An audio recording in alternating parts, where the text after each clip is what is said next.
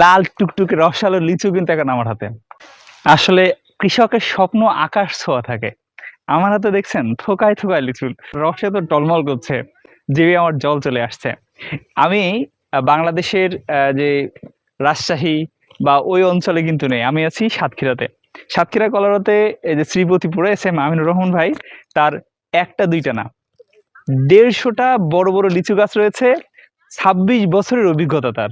আর লিচু বলতে আমরা যেমন রাজশাহী, ময়মনসিংহ বা ওই অঞ্চলের লিচুর কথা ভাবি, বিষয়টা সাতক্ষীরার মানুষের জন্য আসলে এখন ওই রকমটাও অতটা নির্ভরশীল হতে হয় না।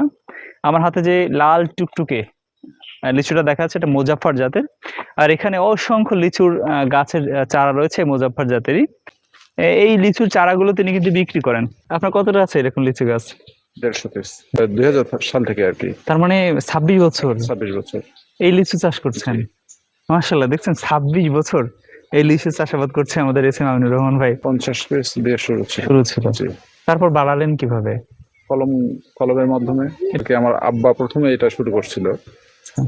এখন যে জমিগুলো আর কি চাষাবাদ করতাম, সেই জমি প্রায় পুরাটাই আমাদের ওই মানে লিচু বাগান করে দেওয়া। আচ্ছা, এখন জি জি। কেমন বিক্রি হয় মানে বছরে? বাৎসরিক ৬ লাখ ৭ লাখ এরকম। মানে সব মিলিয়ে সম্ভাবনা বলা যায়? হ্যাঁ, সম্ভাবনা, মানে যদি আবহাওয়া অনুকূলে থাকে। জি জি জি।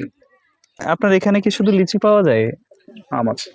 আম আছে, আর লিচুর চারা আছে মুজাফফর জাতের। মানে এই টসটসে লাল এই জাতের এবারে চারা আছে? জি জি।